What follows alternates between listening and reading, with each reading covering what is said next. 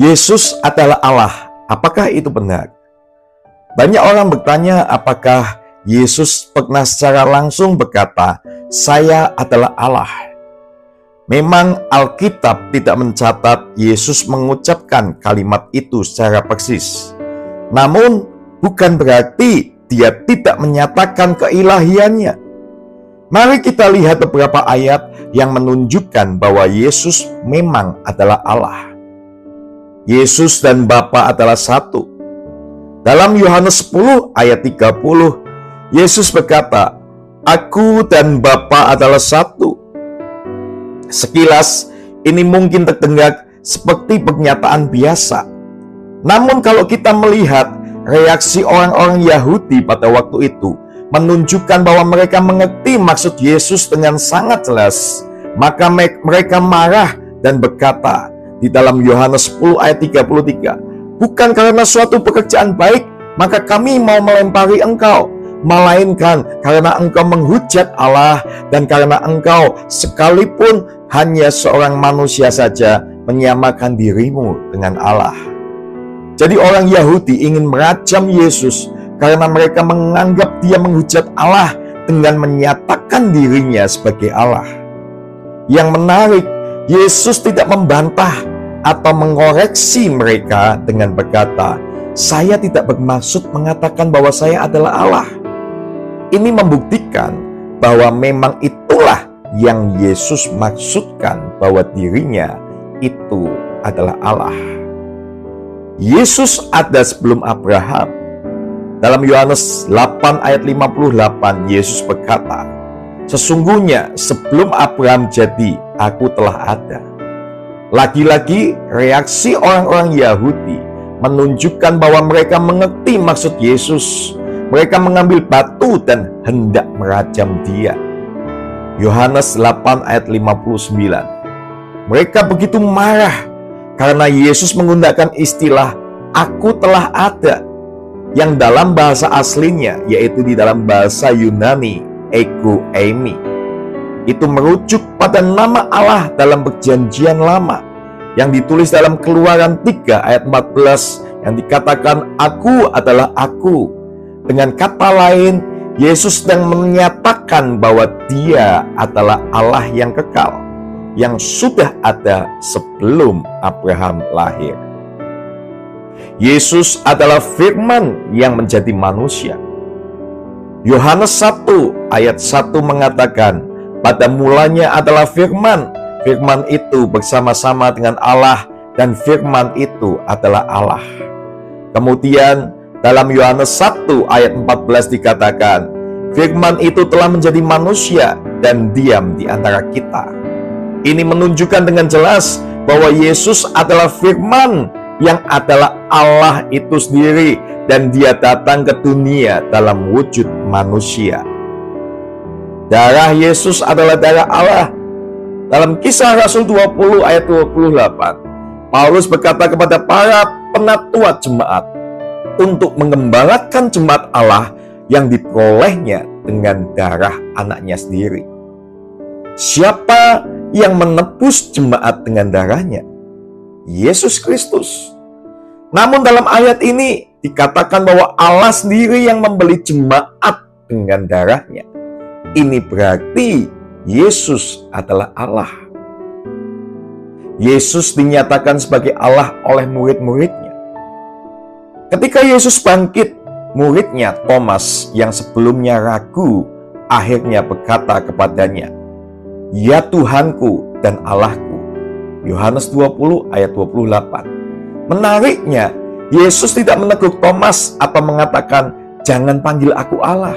Sebaliknya, Yesus menerima penyembahan Thomas yang membuktikan bahwa dia memang Allah.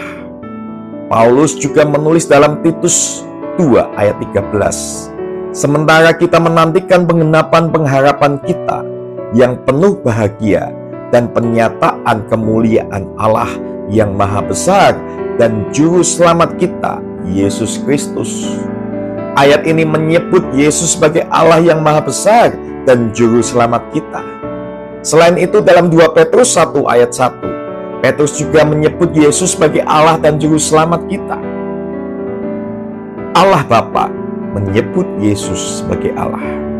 Dalam Ibrani 1 ayat 8, Allah Bapa sendiri berkata mengenai Yesus, "Tahtamu ya Allah tetap untuk seterusnya dan selamanya, dan tongkat kerajaanmu adalah tongkat kebenaran." Jika Allah Bapa sendiri menyebut Yesus sebagai Allah, bagaimana mungkin kita masih meragukannya? Yesus menerima penyembahan. Di dalam Alkitab, hanya Allah yang layak disembah. Dalam Wahyu 19 ayat 10, malaikat melarang Rasul Yohanes untuk menyembahnya dengan berkata, "Sembahlah Allah." Namun Yesus menerima penyembahan berkali-kali tanpa menegur orang-orang yang menyembahnya. Dalam Matius 2 ayat 11, orang-orang Majus menyembah Yesus saat dia masih bayi. Matius 14 ayat 33, para muridnya menyembah dia setelah dia berjalan di atas air. Lalu setelah kebangkitannya, murid-murid juga menyembahnya. Itu ditulis di dalam Matius pasal 28 ayat 9, ayat 17, Lukas 24 ayat 52, Yohanes 9 ayat 38. Jika Yesus bukan Allah, dia pasti akan melarang mereka, sama seperti malaikat dalam kitab Wahyu. Tetapi Yesus tidak melarang, karena memang dia adalah Allah. Mengapa Yesus haruslah Allah?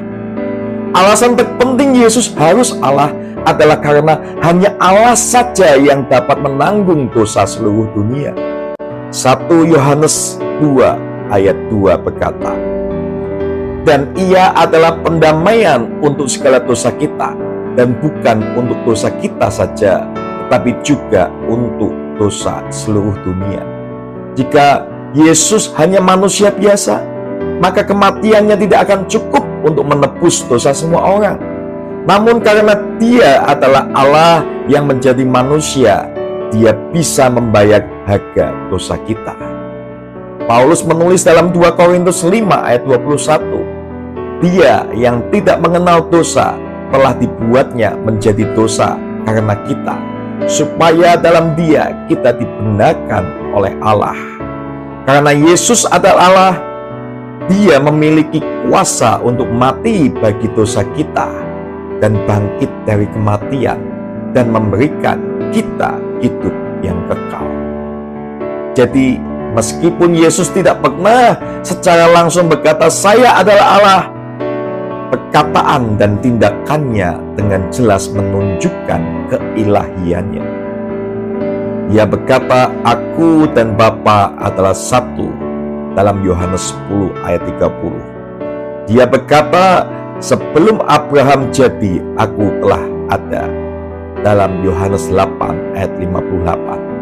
Dan dalam Yohanes 1 ayat 1 itu menyatakan bahwa Yesus adalah firman yang adalah Allah itu sendiri.